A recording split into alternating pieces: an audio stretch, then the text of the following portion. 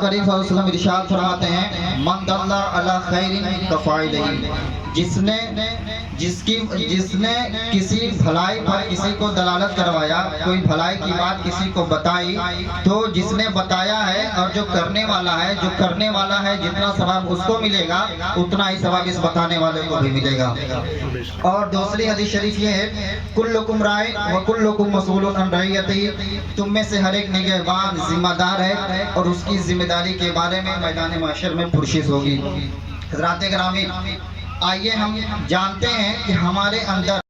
رب تبارک و تعالیٰ کی خشیت، رب تبارک و تعالیٰ کا ڈر ہمارے دلوں میں کیسے پیدا ہوگا۔ پہلے مقام پر رب تبارک و تعالیٰ ارشاد فرماتا ہے جس نے زمین کو پیدا کیا، آسمان کو پیدا کیا، ہر چیز کا خالق و مالک ہے۔ پہلے مقام پر ارشاد فرماتا ہے اے ایمان والو ڈرو، اور دوسرے اسٹیپ پر ارشاد فرما رہا ہے وَكُونُوا مَعَ الصَّادِقِينَ۔ پتہ چلا کہ رب تبارک و تعالیٰ کا ڈر اگر ہمارے دلوں میں پیدا کرنا ہے، اگر ہمارے دلوں میں رب تبارک و تعالیٰ کا ڈر اپنے دلوں میں پیدا کریں گے تو ہمیں سچوں کو تلاش کرنا ہوگا، ہمیں سچوں کی پیروی کرنی ہوگی، ہمیں سچوں کو متلاشی ہونا پڑے گا، ہمیں سچوں کی راہ روش اپنانی ہوگی۔ حضرات گرامی، اب آئیے میں آپ کو بتاتے چلوں کہ آقا کریم صلی اللہ تعالیٰ علیہ وآلہ وسلم ارشاد فرماتے ہیں من دل علی خیر کفاعلہ، جس نے کسی شخص کو کسی بھلائی والے کام پر دلالت کروایا اس کو بھی اتنا ہی ثواب ملے گا۔ میں آپ کو بتا دے رہا ہوں کہ اگر آپ اس زمانے میں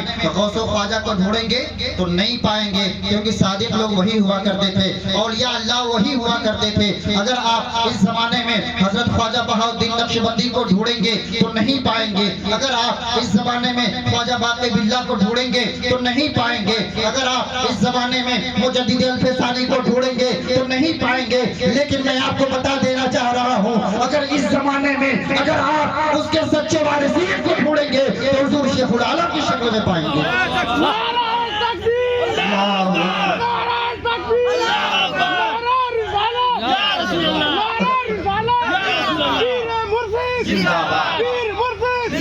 حضرات گرامی،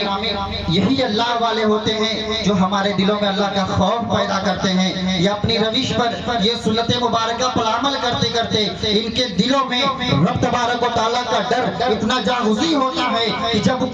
کوئی شخص، کوئی آدمی، کوئی انسان ان کے دامن سے وابستہ ہوتا ہے تو آٹومیٹک اس کے دل میں یہ جب توجہ ڈالتے ہیں تو اس کے دل میں رب تبارک و تعالیٰ کی خشیت پیدا ہو جاتی ہے، رب تبارک و تعالیٰ کا ڈر پیدا ہو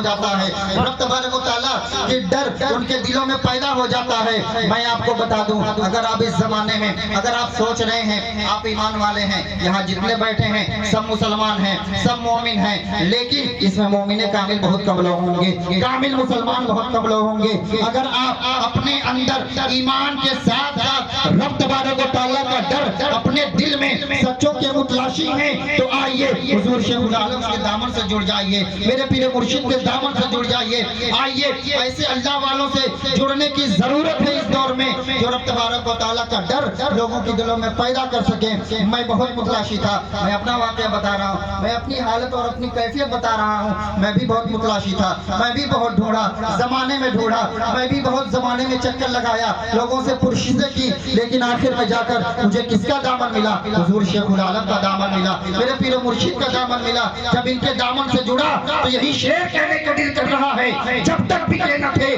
تو کوئی پوچھتا نہ تھا، جب تک بکے نہ تھے تو کوئی پوچھتا نہ تھا، تو نے خرید کر مجھے انمول کر دیا، تو نے خرید کر مجھے انمول کر دیا۔ حضرات گرامی،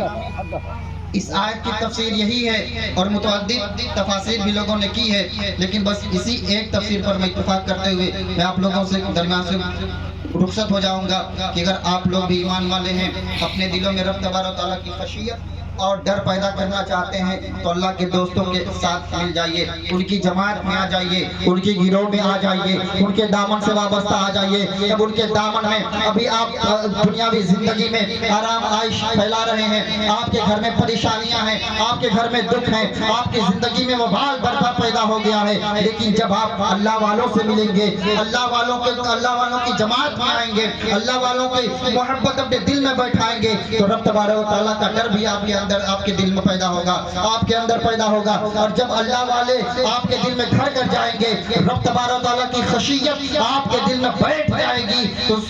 سمجھ لیجئے آپ کے گھروں میں رحمت و رحمان کی بارش ہوگی. آپ ٹینشن سے فری ہو جائیں گے. آپ آلام و عائش والی زندگی نہیں گزاریں گے، بلکہ ایک حقیقی جو زندگی ہوا کرتی ہے، مجھے اب جا کے معلوم ہوا ہے کہ حقیقی زندگی یہی ہوتی ہے کہ آدمی زندہ رہتے ہوئے کسی اللہ والے کا متلاشی ہو. جب اللہ والے کو پا جائے، ان کے دامن سے وابستہ ہو جائے، جب زندگی کی چاشنی ملتی ہے، جب زندگی کا مزہ آتا ہے. آپ لوگوں کے سامنے آج حضور سیدنا مولانا حضرت احمد شاہ پیر و مرشد حضور فرما ہے، میں آپ لوگوں سے التجا کروں گا، ان کے دامن سے جڑیے، ان کے سلسلے میں آئیے، ان کے دامن سے وابستہ ہوئیے اور فیض و برکات حاصل کیجئے. اپنے دلوں میں اللہ تبارک و تعالیٰ کا ڈر پیدا کیجئے. وآخر دعوانا الحمدللہ رب العالمین. السلام علیکم.